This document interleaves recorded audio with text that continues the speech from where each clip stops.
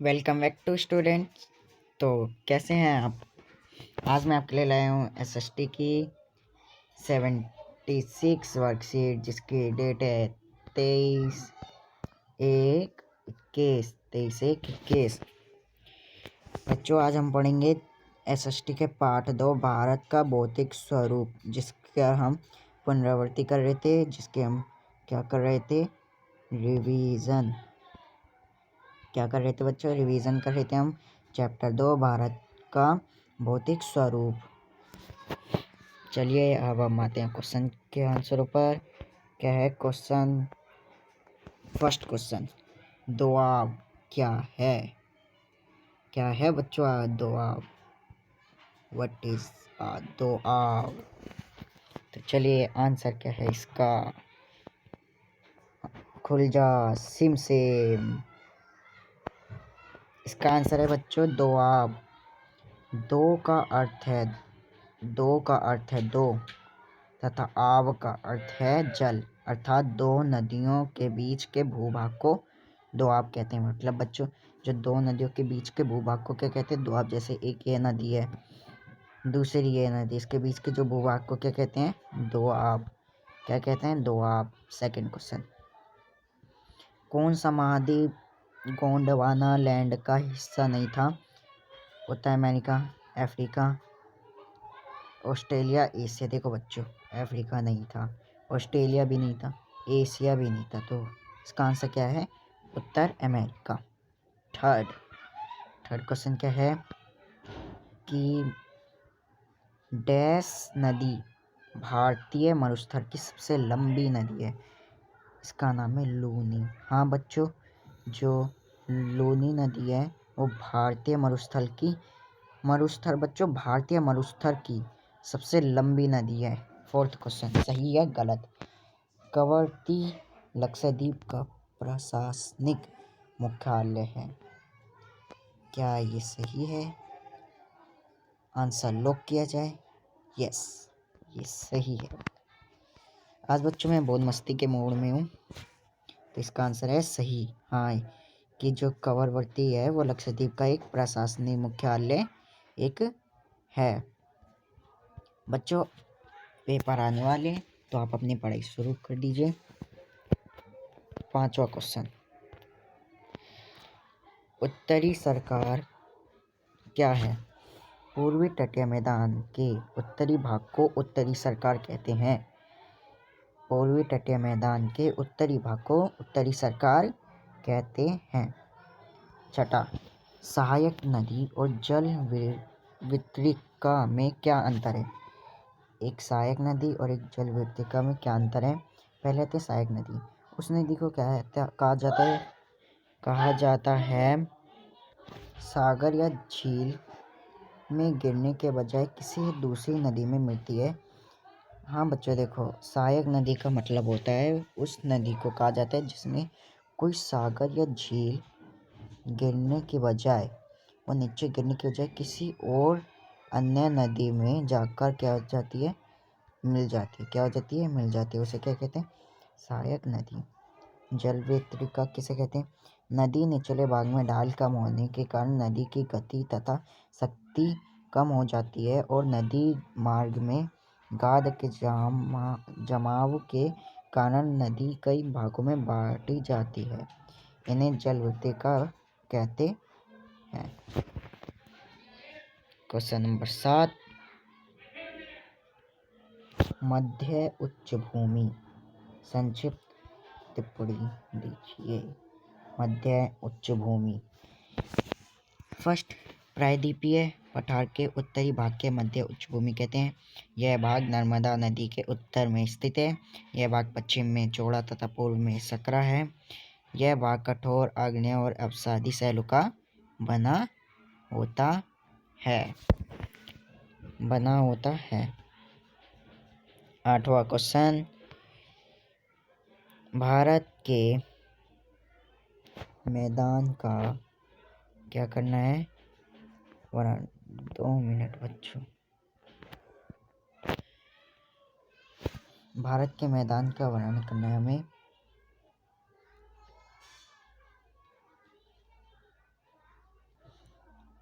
उत्तरी भारत का मैदान हिमालय के दक्षिण में स्थित है। इस मैदान का निर्माण सिंधु, गंगा व ब्रह्मपुत्र तथा इसकी सहायक नदियों द्वारा किया जाता है। इस मैदान को सिंधु, गंगा, ब्रह्मपुत्र का मैदान भी कहा जाता है। यह मैदान जलोढ़ मिट्टी से बना अत्यधिक उपजाऊ मैदान है।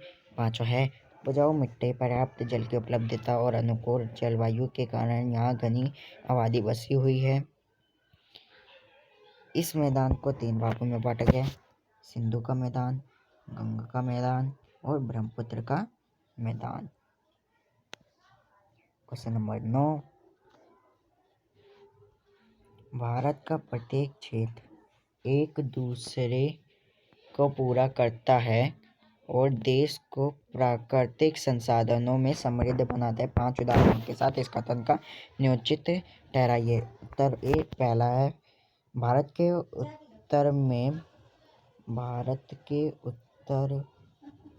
हिमालय प्रदेश है। यहाँ से सदाबहार नदियाँ निकलती हैं। यह प्रदेश वन्य जीव संपदा में धनी है। उत्तरी भारत मैदान का निर्माण हिमालय नदियों द्वारा हुआ है।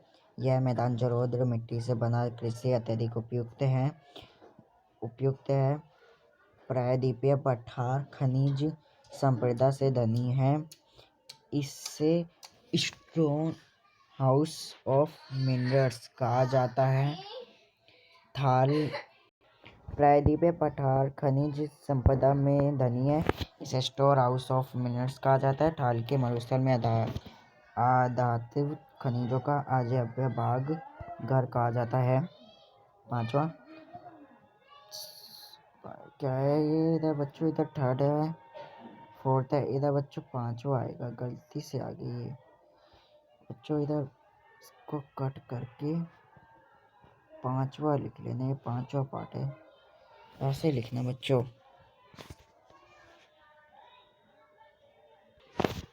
इधर लिखा हुआ है, उसमें बच्चों ऐसे लिख रखा है 6, तो उस 6 को काट कर भी लिख लेना 5।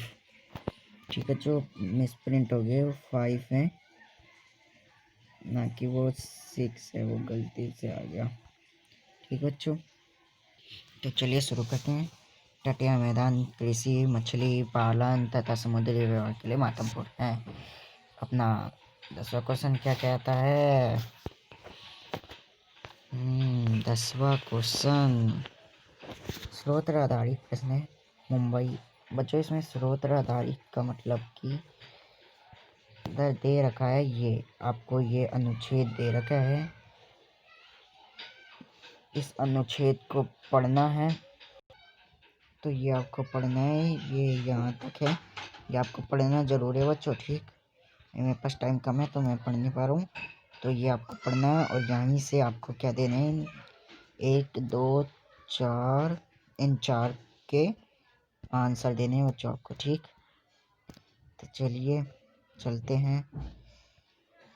पहला क्वेश्चन है, मुंबई और के तटीय भागों के नाम किस नाम से जाने जाते हैं? कोको तट। भारत के 2 समुद्र मैदानों के नाम लिखिए। पश्चिमी तटीय, पूर्वी तटीय। पश्चिमी कोई 2 नदियां जो डेल्टा बनाती हैं, उनके नाम लिखने हैं, गोदावरी तथा कृष्ण। लास्ट एंड फाइनल है, समुद्री तटीय मैदानों को कोई एक आर्थिक लाभ लिखिए। समुद्र तटीय मैदान उपजाऊ जलोढ़ मिट्टी से बने हुए जो कृषि के आधारित उपयुक्त हैं।